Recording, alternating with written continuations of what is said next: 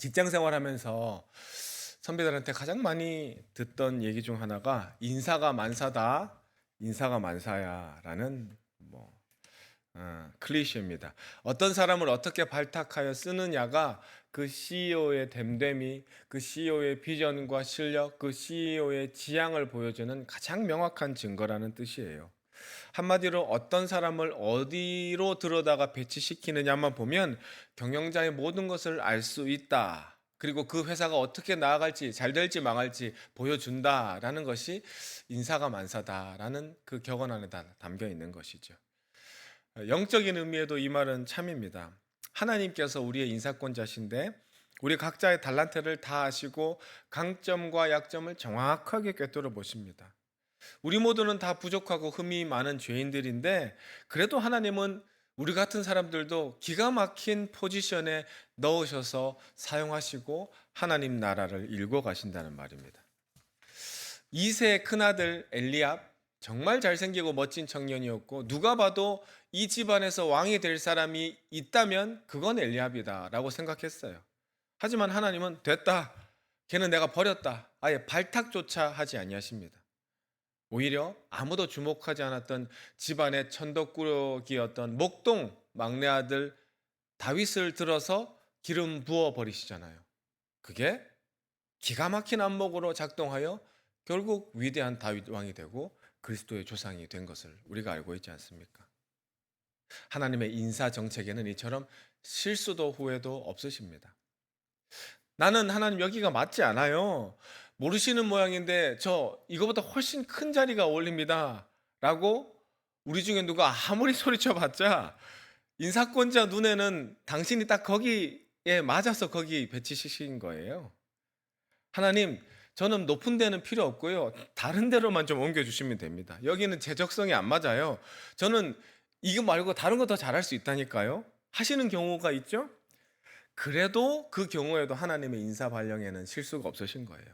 나랑 맞지 않아 보이는 이 일을 시키는 데는 내가 그곳에 순종하라는 메시지도 담겨 있고 그 일을 묵묵히 섬겼을 때 어느 순간 여기가 나한테 맞았구나라고 깨달아 아는 것이 하나님의 인사 발령인 거예요. 물론 우리가 하나님께 대답할 수 있는 베스트 답변은 세 번째 답변이겠죠. 하나님, 죄송합니다. 막 떼부리고 여기 싫다 그랬는데 알고 보니 여기가 좋네요. 여기가 딱 좋습니다. 여기서 죽도록 충성하겠습니다. 저같이 부족한 사람 채용해 주시고 여기에서 일 시켜 주심에 참으로 영광입니다. 이사야서 28장 25절로 26절 말씀에 지면을 이미 평평히 하였으면 소회양을 뿌리며 대회양을 뿌리며 소맥을 줄줄이 심으며 대맥을 정한 곳에 심으며 귀리를 그 가에 심지 아니하겠느냐? 이는 그의 하나님이 그에게 적당한 방법을 보이사 가르치셨음이며. 씨앗을 뿌리는 농부는 씨앗이 어디에 심겨져야 잘 자랄 줄 알아요. 씨앗 스스로는 내가 누군지도 모르고 어디에 심겨질지 모릅니다. 그리고 결정권도 없어요. 씨앗들을 들고 계신 농부의 주인 되신 하나님이 이 씨앗은 어디에 어떤 토양에 뿌려지고 얼마나 물을 줘야 자랄지를 잘 안다고요. 그러므로 우리가 소회양인지 대회양인지 보리인지 귀리인지는 우리 스스로가 아는 게 아니라 농부이신 하나님이 심으시는 것을 보면 그제서야 깨닫는 거죠. 성도 여러분, 그러므로 하나님이 우리를 어디에다 심으셨던 어떤 일을 지금 시키고 계시든 내가 아니라 농부가 씨앗을 아신다라는 확신을 가지고 아멘으로 순종하는 삶 살아가시길 바랍니다. 지금 당장은 내 마음에 들지 않을 수 있어요. 그러나 반드시 그 자리에서 뿌리 내리시고 내가 여기 평생 살리라, 여기서 순종하며 살리라, 열매 맺으며 살리라, 이렇게 무럭무럭 믿음의 열매를 맺어 가시면 그 자리가 평생의 자리면 거기서 위대한 사람이 되게 해주실 것이고, 거기서 순종하는 것을 보시고 합격장을 받으시면 꽤 자란 묘목이 된 여러분을 들어다가 진짜 있어야 될 그 자리로 들어옮겨서 큰 산에 교목처럼 우뚝 솟은 그런 레바논의 백향목으로 세워줄 날이 반드시 있을 줄 저는 확실히 믿습니다. 오늘 예수님께서 바로 그걸 아신 거예요. 우리 아버지 하나님의 실수가 없으신 인사 발령의 그 노하우를 아시고 지혜를 아시는 거예요. 그래서 12 제자를 임명하러 가실 때 하나님께 물으러 기도하러 가신 거예요.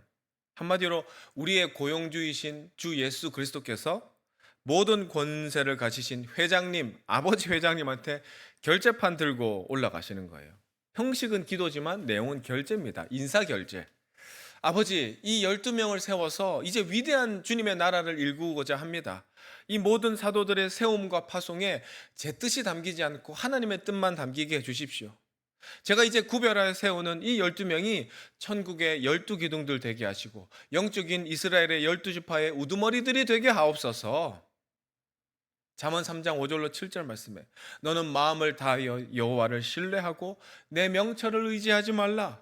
너는 범사의 그를 인정하라. 그리하면 내 길을 지도하시리라. 스스로 지혜롭게 여기지 말지어다. 여호와를 경외하며 악을 떠날지어다. 아멘. 여러분, 이 말씀이 인간의 수준에는 맞지만 우리 예수님한테는 맞지 않아 보이잖아요. 예수님은 하나님이시고 하나님의 아들이신데, 하나님의 지혜고 하나님의 능력이신데, 그분조차도 여러분 스스로 지혜롭게 여기지 아니하고 항상 여호와를 경외함으로 악을 떠나셨다고요. 범사의 아버지를 인정하고 아버지께서 예수의 길을 지도하시기 위해서 계속 기도의 자리로 올라가셨잖아요. 그러므로 하늘과 땅의 모든 권세를 가지신 예수님도 사사건건 아버지한테 결제판을 갖고 올라가셨는데, 우리가 어찌 하루도 기도하지 아니하고 이걸 결정하고 저걸 구매하고 그 사람을 채용할 수 있단 말입니까?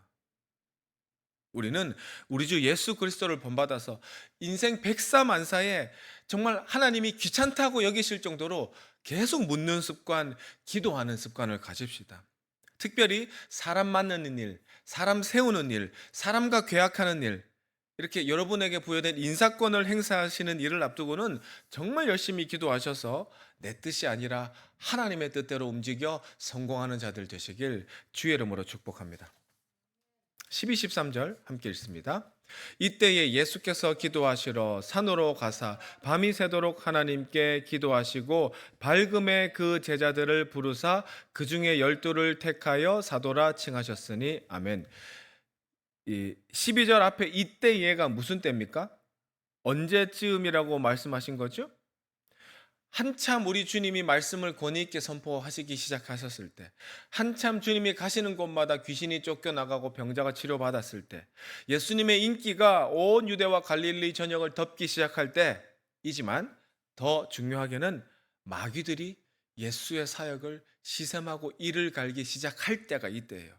바로 11절이 바로 위에 있잖아요. 11절 같이 읽을게요. 그들은 노기가 가득하여 예수를 어떻게 할까 하고 서로 의논하니라. 바로 이때예요. 이때. 그들, 마귀의 자식들이 노기가 가득하여서 예수가 이루고 있는 하나님의 나라, 예수가 확장시키고 있는 하나님의 나라, 줄어들고 있는 자신의 마귀들의 영토들을 보고 이를 갈며 분해하면서 어떡하지? 어떡하지? 하나님의 나라가 우리의 밥그릇을 다 깨어 부수고 있네 하는 그때에 예수께서 기도하러 산에 가셔서 자기의 동역자인 자기의 비서들인 12제자를 세우시는 거예요.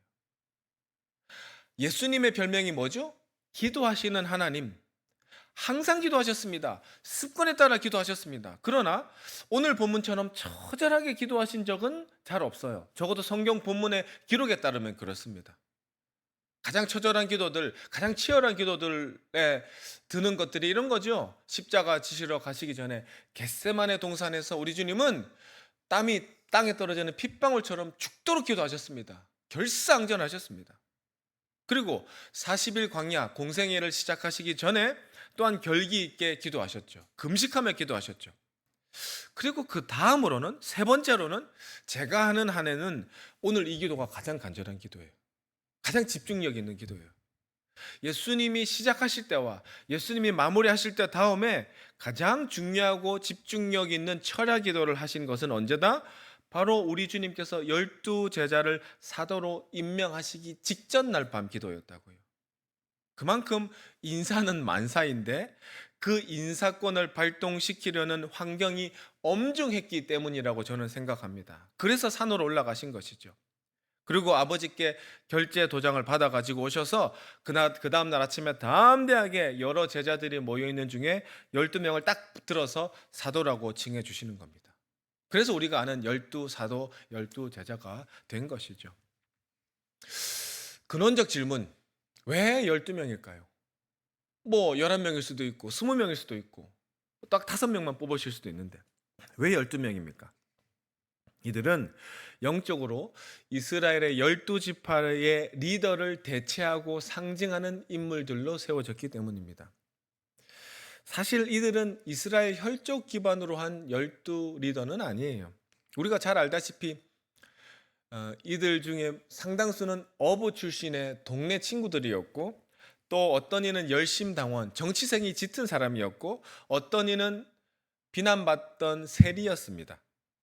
게다가 본질적으로 이 사람들 다 유대인들이에요. 유대인이 무슨 뜻입니까? 유다 지파 소속 사람들이라는 거예요. 그러니까 그 옛날 12지파에 있어야 될 에브라임 지파, 므낫세 지파, 갓 지파, 단 지파, 루벤 지파 출신 사람은 아무도 없어요. 다 유다 지파 사람들이에요. 예수님처럼. 혈족적 의미에서 12지파가 아니라는 거예요. 그러나 우리 주님은 이 12명을 따로 불러 세우셔서 온 열방을 아브라함의 축복의 자손으로 편입시키는 위대한 사역을 시작하신 거예요. 성도 여러분, 저는 성령이 주시는 감동에 따라 이 12명의 사도의 임명식이 구약 시작부터 신약 끝까지를 아우르는 12돌의 테마들로 설명이 가능하다는 것을 깨달았어요.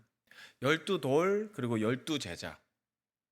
첫 번째는 시내산 기슭에 세워진 12바위 기둥들이었고요. 둘째는 길갈에 세워진 12돌이고요. 그리고 마지막으로는 새 예루살렘에 세우실 12기초석이에요. 12기둥, 12돌, 12기초석. 이 테마로 이어지는 하나님의 언약 속의 상징들을 돌이켜 보시면 왜 예수님이 더도 말고 덜도 말고 12명을 세우셨는지 아시게 되실 겁니다. 먼저 12기둥. 출애굽기 24장으로 가보시면 하나님께서 모세와 함께하는 이스라엘을 대표하는 70인의 장로들을 대표격으로 불러 세워서 하나님을 배웠고 그 존전에서 먹고 마시고 잔치하는 놀라운 특권을 부여하는 장면을 확인할 수 있어요. 근데 왜 이렇게 하셨냐?